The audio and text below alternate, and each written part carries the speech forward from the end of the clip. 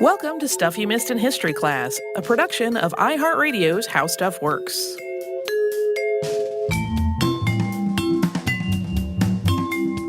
Hello and welcome to the podcast. I'm Tracy V. Wilson. And I'm Holly Fry. Welcome to our two-part episode about the time the U.S. Central Intelligence Agency orchestrated a coup to overthrow the democratically elected president of Guatemala. In part one, we gave an overview of U.S. policy as it related to Central America, especially in particular, we talked about how it evolved in the late 19th and early 20th centuries. We also talked about United Fruit Company and how it came to be a major player in Guatemala and elsewhere. And then we took a very brief look at Guatemala's history up to the presidency of Juan José Arévalo, who made just sweeping reforms in Guatemala after being elected president after the October Revolution. That was a lot to cover. I strongly recommend listening to part one before listening to this episode, because that recap is just the tip of the iceberg for an episode that also is a slightly larger tip of the iceberg. At this point, United Fruit Company was Guatemala's largest employer and its largest single landowner, and it had a monopoly on the banana industry. United Fruit Company also controlled the railroad and the port and the utilities. And United Fruit Company thought all of these changes that the Arévalo administration had made were threatening its business. And as we'll talk about today, the CIA increasingly thought they were evidence of a communist threat that needed to be dealt with. As we mentioned in part one, Juan José Arévalo's administration started to struggle in its later years. He faced increasing criticism, especially from Guatemala's elite, and he weathered multiple coup attempts. One of his most vocal critics increasingly became Colonel Francisco Arana. Arana had served in the military during the Ubico administration and had been part of the coup that overthrew his interim successor, General Federico Ponce. He had also been part of the military junta that had temporarily run Guatemala during part of the October Revolution. From there, he had become Arévalo's chief of the armed forces. But Arana increasingly disagreed with a lot of Arévalo's labor reforms. He finally resigned his position so that he could run for president once Arévalo's term was up, and he also threatened to launch a coup, telling the president that he would be overthrown from office if he did not dismiss his whole cabinet and replace them with men of Arana's choosing. After he did this, Arévalo informed his advisors of this plot, and they all agreed that Arana should be exiled. What happened next is actually not entirely clear, but on July 18, 1949, Arana was ambushed and killed. Arévalo had given the order that he be apprehended, and Arana's key rival for the presidency, Colonel Jacobo Arbenz Guzman, also knew about the order. But it is not clear whether Arévalo ordered Arana captured or killed, who fired the first shot when it happened, or exactly what Arbenz knew about what was going on. Regardless, though, this was an incredibly fragile moment for Guatemala's new democracy. An uprising spread through Guatemala City, which involved Arana's military supporters. About 150 people were killed and 200 were wounded before the government regained control. The United States also became a lot more wary of Guatemala's government and of Jacobo Arbenz. So did United Fruit Company. And the following May, United Fruit Company lobbyist Thomas Corcoran held his first meeting to discuss a U.S. overthrow of the Arévalo presidency. Corcoran later became United Fruit Company's liaison to the CIA. On November 11, 1950, Jacobo Arbenz was elected president of Guatemala. He got 65% of the vote. He took office in 1951, and he started trying to build on Arévalo's earlier work and to solidify the changes that had already been made. His administration also started trying to get out from under United Fruit Company's multiple monopolies by building a new port and a new highway to it and a new electric plant. Yeah, so even though there had been all of this questionable, possible assassination previously, the fact that there was supposed to be a democratic election and that it did happen and there was a peaceful transition of power was still a really important moment in Guatemalan history. Arbenz also started trying to make the land reform that Arévalo had started to go even further. Many of Arevalos' new policies and programs had mostly affected the Guatemalan middle class. They had not as much affected the lives of the country's poorest agricultural workers. Arbenz thought the key to improving these people's circumstances was a land redistribution program, which would put more of the country's uncultivated land directly into the hands of people who could farm it themselves. At this point, 70% of the land in Guatemala was controlled by 2% of the population. Of all the land that was being controlled by major landowners, only 1/4 of it was actually being used to grow anything. United Fruit Company was the largest single landowner in Guatemala, controlling 40% of the arable land, but only cultivating 10 to 15% of it. On top of that, in retaliation for the changes in the Guatemalan government, United Fruit Company had started laying off workers and refusing to rebuild banana plantations that had been damaged in storms unless the government restored its earlier concessions. In addition to being Guatemala's single largest landowner, it was also Guatemala's largest single employer. 2/3 of Guatemala's population was involved in agriculture in some way as well. So this whole pattern of land ownership, where huge landowners were owning a lot of land but not growing anything on it, was contributing to all kinds of problems, including poverty and malnutrition. United Fruit Company and others claimed that they needed this additional uncultivated land as basically a backup in case of a major crop failure, but their critics claimed that this uncultivated surplus was way more than they could possibly ever need. Arbenz's plan to fix this was Decree 900, which went into effect on June 27, 1952. Landowners who had more than 600 acres of uncultivated land were required to sell it to the Guatemalan government in exchange for 25-year interest-bearing bonds. The tax value of the land as of May 1952 was used to determine the selling price. So smaller farms under 223 acres were exempt from this. And so were farms that were between 223 and 670 acres that were at least 2/3 cultivated. Farms that were fully cultivated were also unaffected, no matter how large the farm was.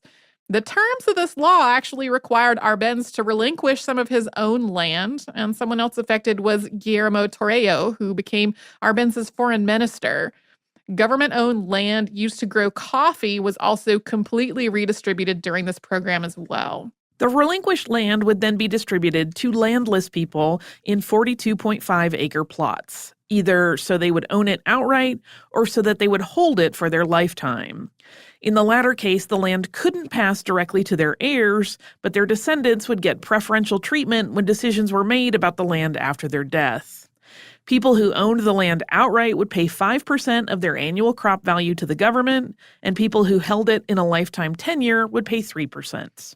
This law also established committees that people who thought they were entitled to land could petition, and the committee would review their case and make a decision. Every case had to be decided within 6 weeks of submission, which was totally different from operating under the more dictatorial government where you could ask for something and then it would just never happen or be addressed. A subsequent law also established a national agrarian bank to issue fixed-rate loans to land recipients to help them get their farms started. While this program was in effect, 1.5 million acres of land were distributed to about 100,000 families in Guatemala. This was probably between 20 and 25% of the people who were eligible. The National Agrarian Bank and its newly established credit agency had approved more than $11 million in loans, an average of $225 per applicant.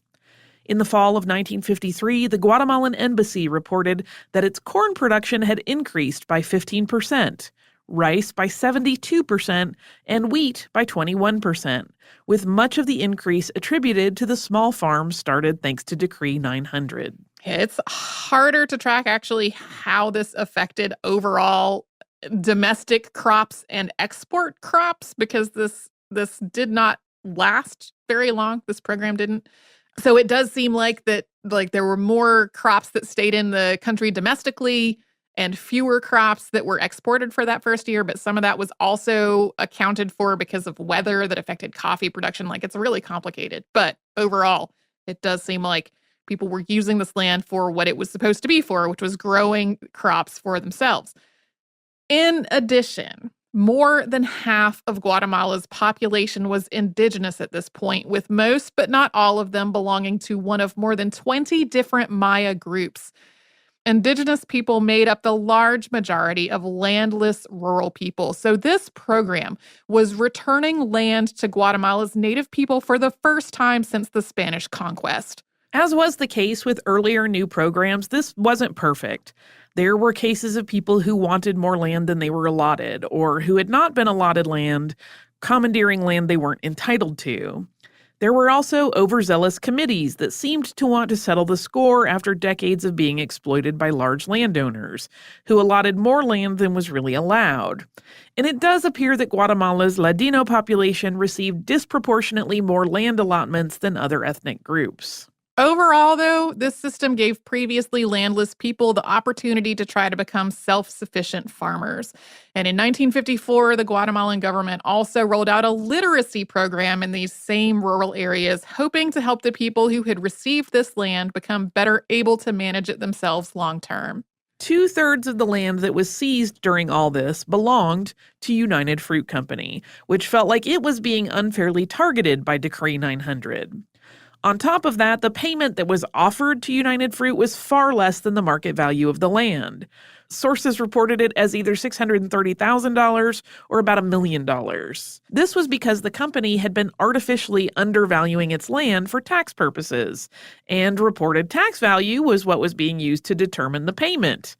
Nevertheless, the U.S. government, on behalf of United Fruit Company, demanded a much higher payment of $15.9 million. Yeah, so basically, United Fruit Company was mad about a problem they made for themselves in this situation. Yeah, they finally, their loophole finally got discovered and caught and exploited by someone else. Not even exploited, but applied in another way.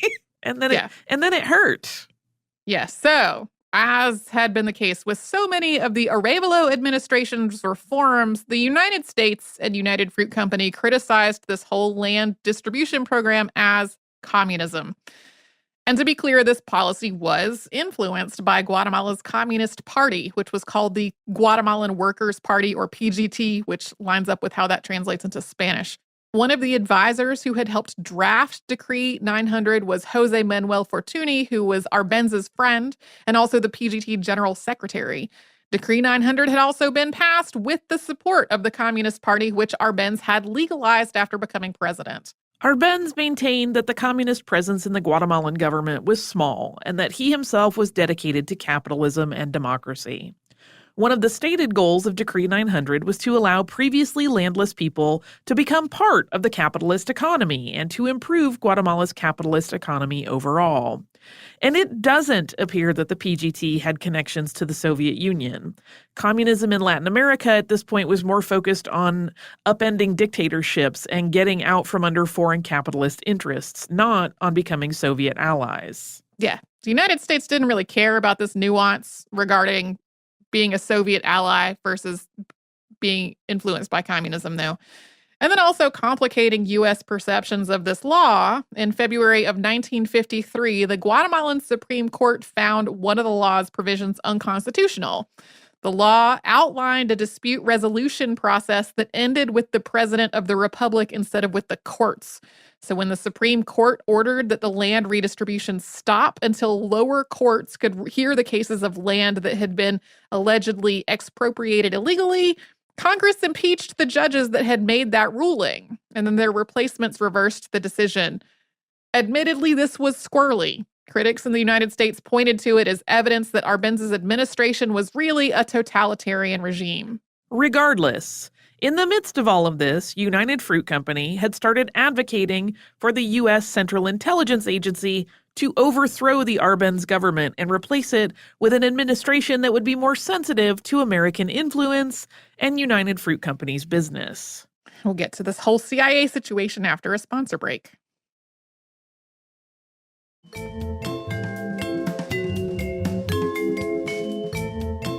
Like we said back before the break, a huge motivator for the CIA's coup in Guatemala was the idea that Guatemala was about to fall under a very sinister communist influence, and a huge source of that idea was publicist and propagandist Edward Bernays.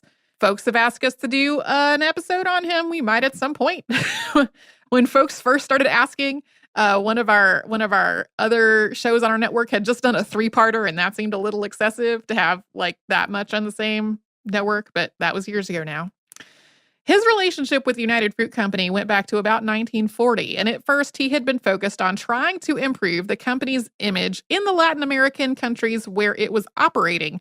Because outside of the wealthy elite that were benefiting the most from United Fruit Company's presence, people understandably did not have a very good opinion of it and called it a variety of disparaging nicknames, including the octopus. Bernays really wasn't all that successful at shifting ordinary people's opinions of United Fruit Company in Central America, but he was masterful at selling the idea that Guatemala was under an immediate communist threat to the United States. For example, he brought journalists to Guatemala to conduct interviews with a hand-picked selection of United Fruit Company officials, who talked all about how the country was about to collapse under communism. He had arranged a whole press junket in 1951 with all of the interviews arranged through the United Fruit Company. Yeah, they did. None of the people he arranged to come in talk to anyone else. They got all their opinions from United Fruit. The CIA's first attempt to overthrow the Guatemalan government took place in 1952 under the administration of President Harry Truman, whose Truman Doctrine you might remember from Part 1. It was known as Operation Fortune or Operation PB Fortune because of the little prefix that goes in the beginnings of CIA code names. This plan involved collaborating with Nicaraguan dictator Anastasio Somoza to arm a rebellion led by disgruntled General Carlos Castillo Armas. Castillo Armas had tried to lead a rebellion back in 1950, and after escaping from prison afterward, he had become something of a folk hero. The CIA wound up abandoning this operation after word of it became public. Dwight D. Eisenhower was inaugurated as President of the United States on January 20th, 1953. And the next day, he appointed John Foster Dulles Secretary of State. If you don't remember that name from Part 1, he was one of the people who helped United Fruit Company negotiate multiple monopolies and other concessions in Guatemala during the 1930s, while working for the company's law firm, Sullivan and Cromwell. This was one of many connections between United Fruit Company and high-placed figures in the U.S. government. Dulles' brother, Alan Dulles, was the director of the CIA between 1953 and 1961, and he had previously served on United Fruit's board of directors. During the years that we're talking about today, Henry Cabot Lodge Jr. was a senator from Massachusetts and then an ambassador to the United Nations. The Lodge family was a major investor in United Fruit Company, and he was nicknamed the Senator from United Fruit. These are just examples, so sometimes you'll see this whole thing framed as United Fruit Company got the CIA to overthrow the Guatemalan government. But really, the United States was operating under the idea that if one nation in a region became communist, all of its neighbors would follow, something Eisenhower described in terms of Southeast Asia in his domino theory speech the same year as the coup in Guatemala. So without the supposed threat of communism, the CIA might not have gotten involved in Guatemala. And with the supposed threat of communism, the CIA probably would have gotten involved even if United Fruit Company had not been part of the equation. It is totally fair to note that a lot of the paranoia about communism in Guatemala was coming from public relations operations paid for by United Fruit, though. Yeah, Jose Manuel Fortuny later said they would have overthrown us even if we had grown no bananas, which I think is accurate. So the CIA operation to orchestrate a coup in Guatemala was authorized in August of 1953. It was codenamed Operation Success or Operation PB Success, and it was led by Colonel Albert Haney. This time, the idea was to create what looked like an uprising from within Guatemala, but with the uprising really being organized and directed by the CIA, with the fighting force that the CIA recruited and trained, mostly from Guatemalans living in exile in Nicaragua. The CIA established a dummy company to supply weapons to this supposed liberation army. A dummy charitable foundation was also established to donate aircraft for a liberation air force, also organized by the CIA and flown by American pilots. An anti-government radio station called The Voice of Liberation started broadcasting propaganda and disinformation, reinforcing the idea that there was a huge popular uprising in the works from inside of Guatemala. This is basically psychological warfare. The Voice of Liberation broadcast claimed to be transmitting from a secret location in Guatemala, but the only time it was actually doing that, it was broadcasting from inside the U.S. Embassy. Most of the time, the signals were really coming from Nicaragua and occasionally from Dominican Republic or from Honduras. Several of these other governments were also opposed to the Arbenz administration, both because of the reforms that he was rolling out, which sort of threatened the elite elsewhere, and also because he welcomed exiled revolutionaries from these other countries into Guatemala. The CIA once again chose Carlos Castillo Armas as the leader of this uprising. They sneaked him into Florida to meet with CIA Western Hemisphere Chief J.C. King, where they went over the plan and what they expected in return. Basically, that Castillo Armas return all of the land that United Fruit Company had surrendered and roll back other policies from the Arbenz and Arevalo administrations. In January of 1954, a Panamanian courier informed Arbenz of this plot, including handing over a bunch of Liberation Army documents. On January 29th, Guatemalan newspapers started publishing a lot of this material, and at this point, the United States denied all involvement and called the reports ridiculous and untrue. But in reality, the United States was just waiting for a clear reason to start their invasion. That whole progression of foreign policy that we talked about in Part 1 had led up to the idea that members of the Organization of American States could interfere in another's affairs if it was under the threat of, quote, communism or any totalitarian doctrine. To cover its bases, the U.S. needed evidence of that threat. Meanwhile, the 10th Inter-American Conference was held in Caracas, Venezuela in March of 1954. On March 28th, the conference adopted the Caracas Declaration of Solidarity, which condemned, quote, activities of the international communist movement as constituting intervention in American affairs.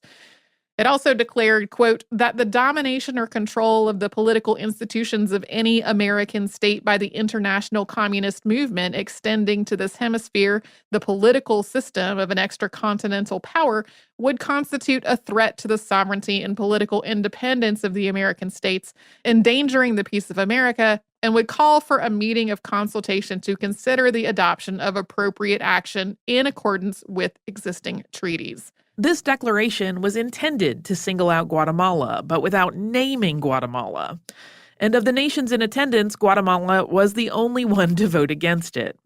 To the U.S., this confirmed that communists had taken control of Guatemala, but it still wasn't evidence of an actual threat. Then, on May 15th, 1954, a shipment of arms arrived in Guatemala, including rifles, ammunition, artillery, and anti-tank weaponry.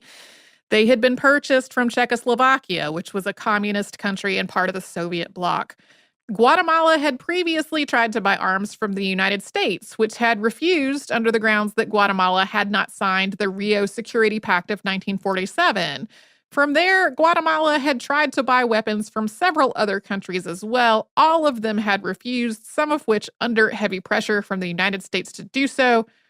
There were figures in Guatemala who felt like the U.S. didn't pressure Czechoslovakia into saying no because they were hoping for this kind of evidence. Basically, though, Guatemala had gone to Czechoslovakia as a last resort. U.S. intelligence had learned about the potential deal in 1953, but allowed it to go forward, hoping to intercept the shipment en route and use it as evidence of Soviet collusion. Part of that plan involved using the shipment as evidence that Arbenz was arming a militia to fight against the Guatemalan army. Arbenz maintained that he was just resupplying the Guatemalan army, but the United States cited this as proof that the Soviet Union was propping up a communist regime. The U.S. did not successfully intercept this shipment on the way, as they had hoped. Basically, they lost track of it. But also, these weapons weren't that useful once they arrived in Guatemala. A lot of the rifles didn't work. There were not any tanks in Central America for these anti-tank weapons to be used against. The artillery pieces needed an extensive network of improved roads to really be useful, and Guatemala didn't really have that at this point. None of that really mattered. The fact that it had come from Czechoslovakia was the evidence that the United States wanted to justify this coup. And we're going to talk about how all of this finally played out after we pause for another sponsor break.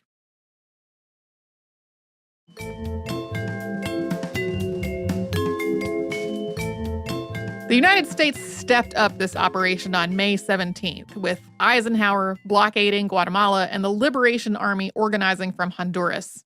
They used as one of their base of operations a United Fruit Company company town. Flyovers started on May 26th, with planes dropping leaflets warning the Guatemalan public of these supposed secret plans and encouraging the Guatemalan military to turn on the president. The Voice of Liberation broadcast false reports about an increasingly large army of rebels that was taking on new recruits as it moved.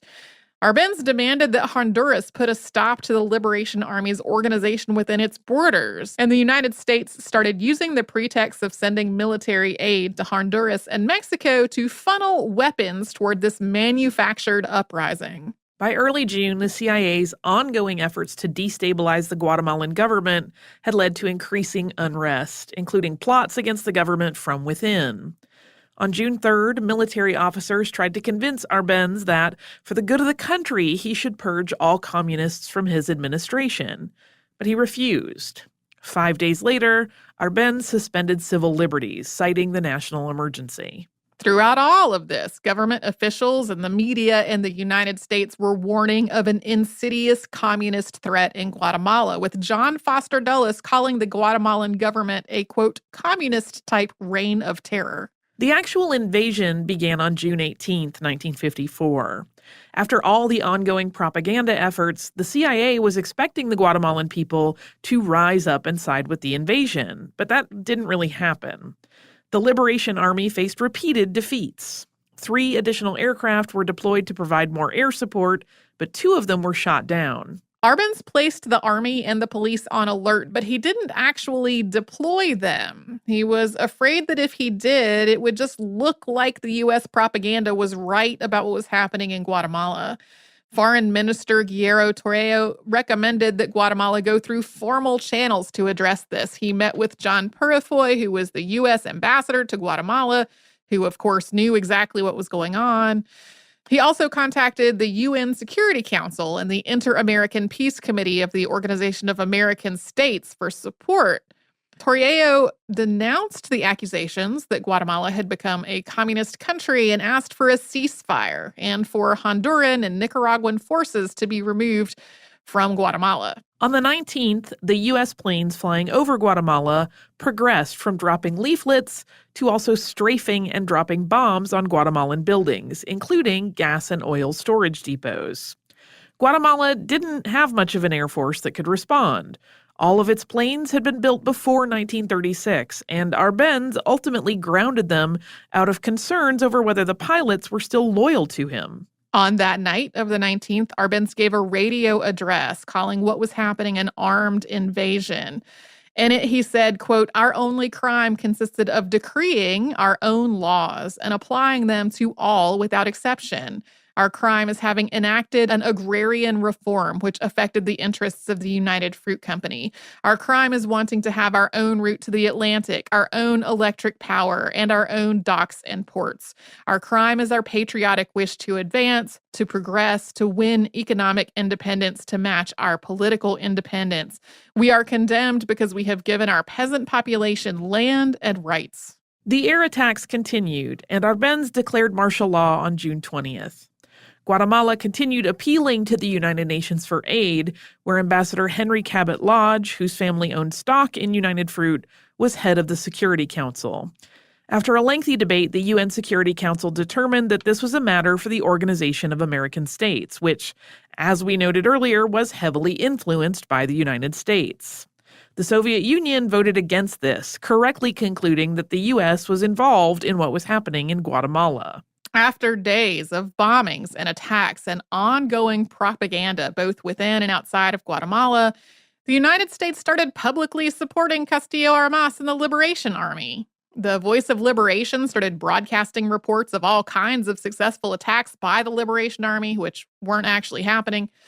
It also reported that Castillo Armas's force was growing at an astounding rate, even though he was in command of about 400 people at the most.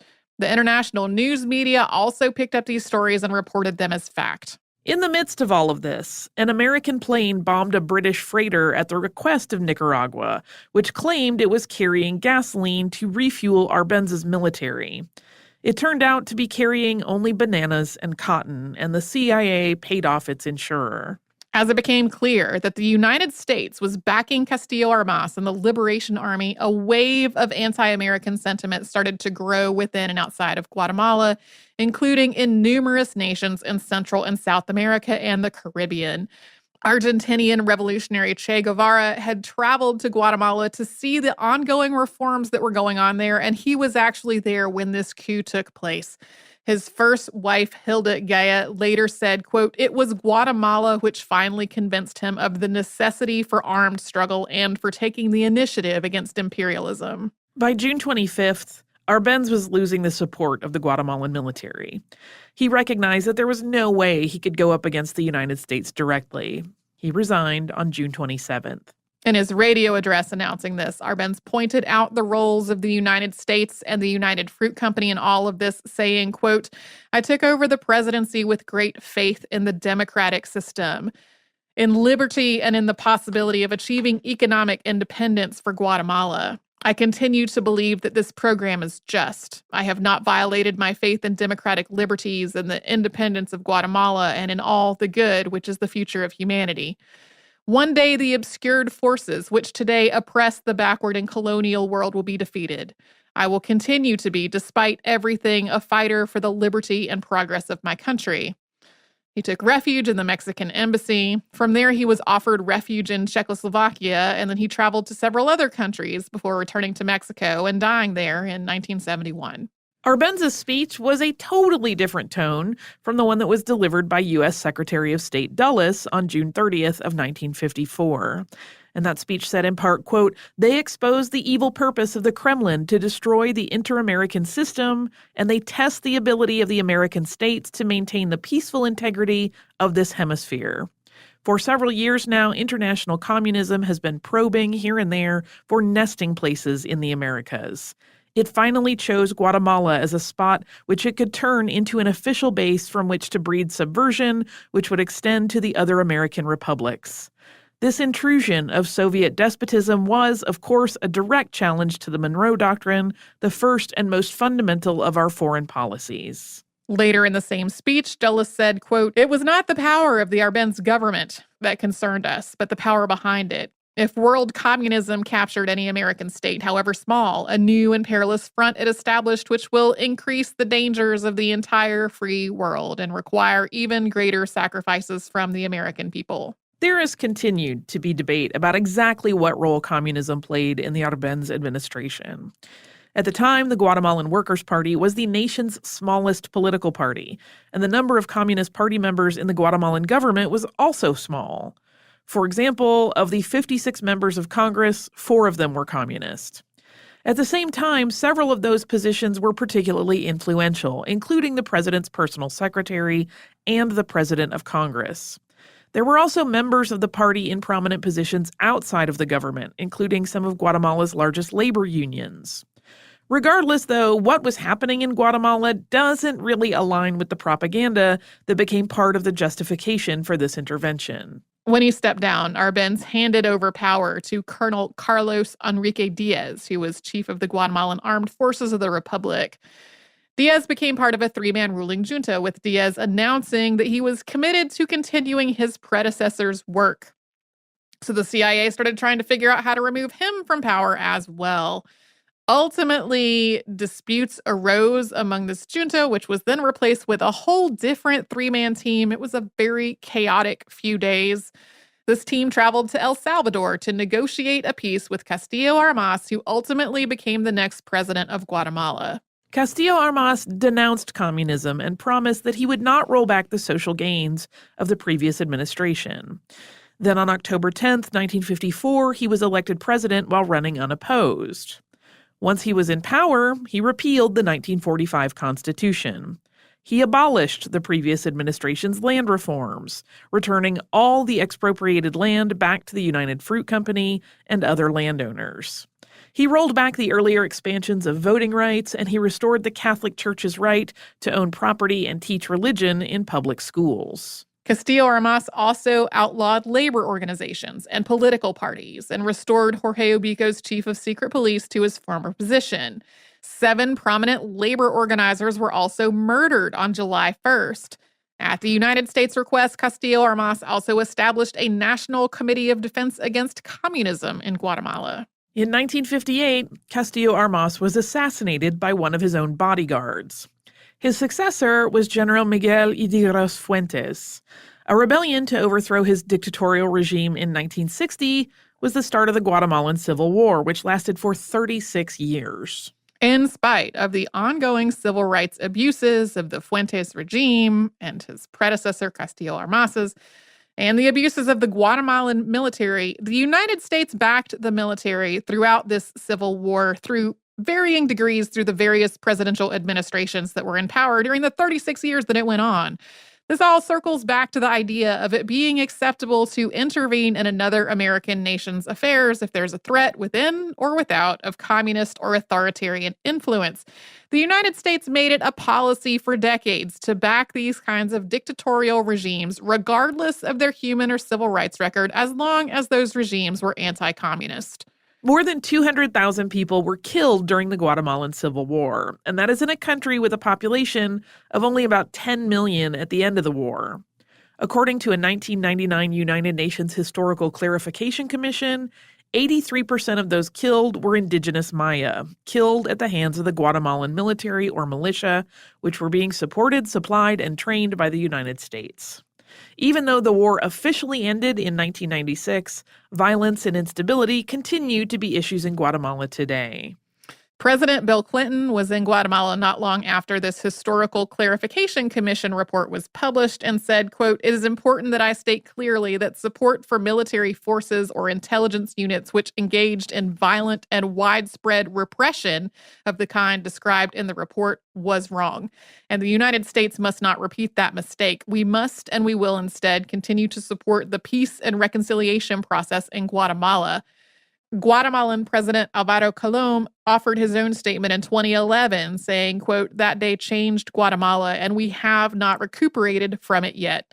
It was a crime to Guatemalan society and it was an act of aggression to a government starting its democratic spring." The ongoing economic, social, and political issues affecting Guatemala today are a direct result of all of this. And like we've said at various points in this show, this kind of U.S. intervention was not unique to Guatemala, especially during the Cold War, when the U.S. made numerous other interventions in other Latin American countries as well, including providing weapons, training, and other support to dictatorial regimes. And what was unique, though, to Guatemala was the direction, scope, and overall success of all these reforms before the U.S. intervened. In other words, the migrant crisis that is currently happening at the United States southern border is directly connected to decades of U.S. interventions in Latin America, including this one. Also, United Fruit Company went through an antitrust suit and ultimately sold its land in Guatemala to Del Monte. After a couple of corporate transitions, United Fruit Company is now Chiquita Brands International. The company's history page traces its roots back to United Fruit Company, but the timeline of its history on the company's website skips the 1950s entirely. Yeah, a few years ago, there was a Stuff You Should Know live show that was about the history of, not the history, it was about how public relations work, I think is what they called it. And I saw that live show here. And when they mentioned Chiquita, some people cheered. Josh Clark was like, "You're going to want to take that back." If you don't know any of this history, everybody loves the banana. You know what I mean? Like, Sure. Everybody loves the little cartoon banana lady. I understand that impulse, but Yeah. it is made without the full picture. Absolutely. Yeah. Because the next thing that they talked about was this whole overthrow of the Guatemalan government at the hands of the United States Central Intelligence Agency. Not necessarily influenced, but definitely strongly advocated for by United Fruit Company, whose policies were the start of the land reforms that got everybody's attention in the first place. Anyway. That's not the most fun episode, though it is important information, but I'm hoping you have maybe slightly more delightful listener mail. I have listener mail that is from Lauren. It does not hark back to a more fun episode, but its content is interesting and cool. So Lauren writes, "Dear Tracy and Holly, I just wanted to write and say thank you for your awesome podcast. I love the quality and variety of your shows and your excellent presentation style, and I've recommended you to a lot of my friends. I was really interested in your recent thalidomide shows. I'm a medical historian and was previously a curator of a medical museum where I cared for a large collection of disability prosthetics. We were working with Leicester University to discuss how we could better work with the disabled community to represent their stories, not just approach the collection from a medical model of disability. As part of our project, we hosted a performance of Cabinet of Curiosities, How Disability Was Kept in a Box, which was developed by the wonderful artist and actor Matt Fraser, who has thalidomide-induced phocomelia. Matt worked with medical museums in the UK to explore the disability histories, which he brought out in the performance. There's a performance available on the Museum Association website. Lauren gives us a link. And it's well worth a watch. It is such a wonderful piece. But the one part which struck me was the video Matt shared of a child who was put in a pair of gas-powered prosthetic legs and arms. It's at about 53 minutes in the performance. And the vulnerability of placing this young person in such a device. It really caused me to question how I interpreted such prosthetic devices for audiences in the museum. Obviously, there are people who thrive and rely on prosthetics. However, the medical model of disability attempting to fix people can also create new problems, as you state, of course, in your show, which is great to hear. I just thought you guys might find the show interesting. Thank you both again for such a great podcast. I'll be continuing to listen and welcoming any future medical shows in the future with very best wishes, Lauren." Thank you so much for this email, Lauren. I have not had the chance to watch this whole video yet, but we are going to put it into the show notes for folks who may be interested to be able to check it out. Thank you so much for sending it and for sending this email. I love to hear from museum curators and other people whose work involves similarly to what we do, attempting to put historical things into context for the general public. Yes. I also love Matt Fraser. I was introduced to him. He was on the season of American Horror Story that was called Freak Show, and he was amazing on it. And then I was like, I want to see everything he does because he's such a good actor. So I'm glad that he's getting a little more love. I watched that season of American Horror Story, and I did not connect the person and the name. Even having started to watch the video, I didn't put it all together. So thank you, Lauren. In spite of the various op-eds that seem to be written like every couple or 3 weeks that start floating around Twitter, historians are doing a lot of work engaging with the public, everybody. Historians and museum curators and archivists and all kinds of folks. If you're thinking about writing an op-ed about how historians aren't engaging with the public, maybe like Google that. Right. Read the things that people have already said about it. And then the many responses about how that's not actually all that accurate. I think some of that, too, is that people have one idea of what a historian is in their head. And they think if that person isn't somehow in the public eye, that historians aren't out there doing the work. Yeah. We have an upcoming interview that I'm hoping will help dispel some of this. Oh, nice. I'm very happy about that. Yeah. Holly's and my work is deeply reliant on the work of historians who are putting things out for the public all the time. Yes. So if you would like to write to us about this or any other podcast, we're at historypodcast@howstuffworks.com. We're also all over social media at Missed in History. You will find us there at Facebook, Pinterest, Instagram, and Twitter. And you can come to our website, which is missedinhistory.com. The show notes for this episode will include the link that we just talked about, as well as all of the sources for this episode, which include CIA declassified documents acknowledging all this stuff. We did not make it up. You can also subscribe to our show on Apple Podcasts, the iHeartRadio app, and anywhere else you get your podcasts.